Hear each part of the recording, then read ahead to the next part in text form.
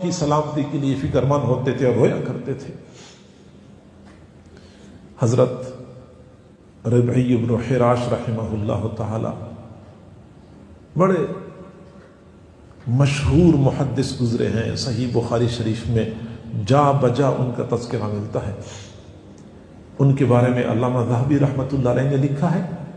کہ پوری زندگی کسی نے ان کو مسکراتے ہوئے نہیں دیکھا، کبھی نہیں مسکراتے تھے۔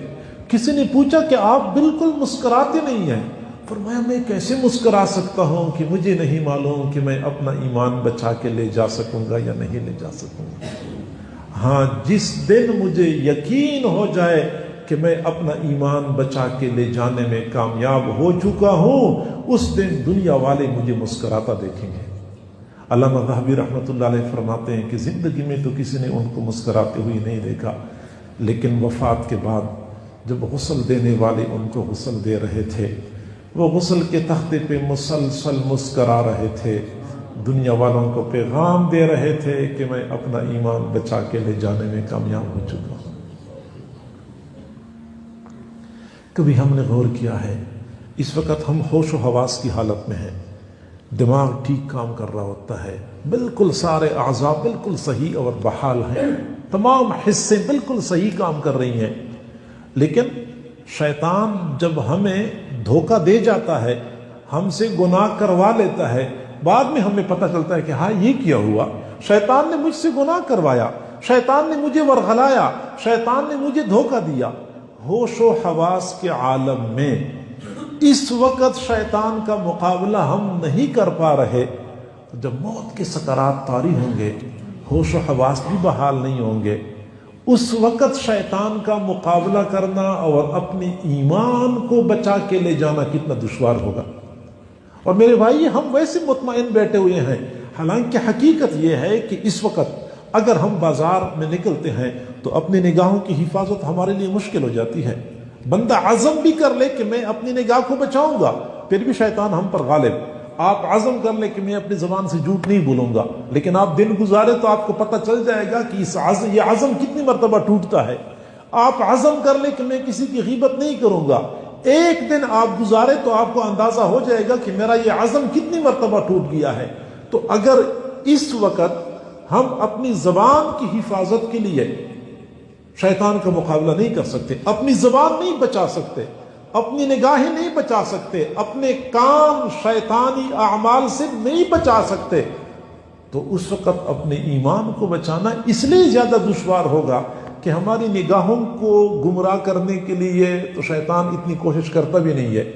ہماری زبان کو بہکانے کے لیے تو شیطان اتنی کوشش کرتا بھی نہیں ہے۔ وہ تو کہتے ہیں کوئی بات نہیں ہے، جھوٹ بولا تو ٹھیک ہے، نہیں بولا تو کوئی بات نہیں ہے، لیکن جب آخری راؤنڈ ہوتا ہے اس وقت شیطان اپنا پورا زور لگاتا ہے، اس کی کوشش ہوتی ہے کہ میں کسی طریقے سے اس بندے کو ایمان سے محروم کر دوں۔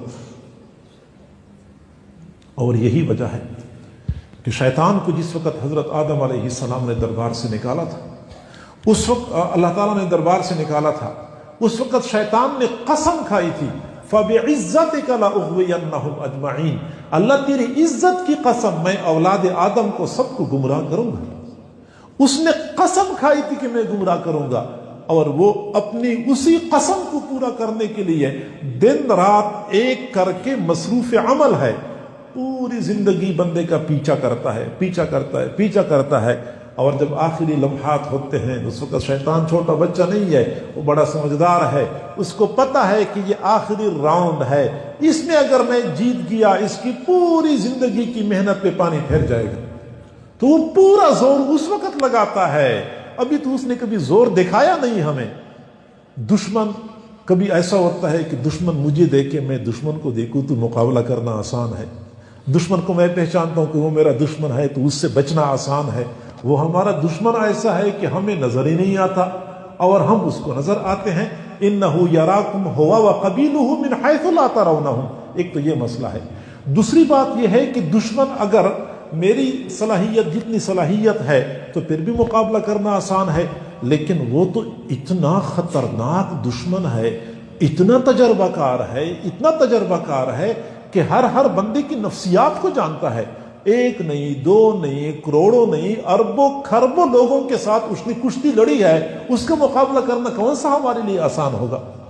پھر ہمارا معاملہ یہ ہے کہ ہم بیمار بھی ہوتے ہیں، وہ بیمار بھی نہیں ہوتا، ہم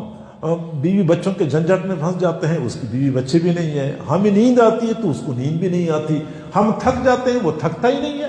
اب ایسے دشمن کے ساتھ ہمارا واسطہ پڑا ہوا ہے، اور اس کے باوجود ہم اطمینان کے ساتھ بیٹھے ہوئے ہیں، جیسا کہ کسی نے ہمیں لکھ کے دیا ہوا ہو کہ آپ کا ایمان محفوظ رہے گا۔ تو میرے بھائیوں، ہمیں اس کے لیے فکر مند ہونے چاہیے، ہمیں اس طرف متوجہ ہونے کی ضرورت ہے۔ ہم نماز کی فکر کریں، ہم روزے اور زکوٰۃ اور حج کی فکر کریں، لیکن اس سے زیادہ فکر اپنے ایمان کو بچانے کے لیے کریں۔ اور یہ بات یاد رکھیں کہ ہر زمانے میں ایمان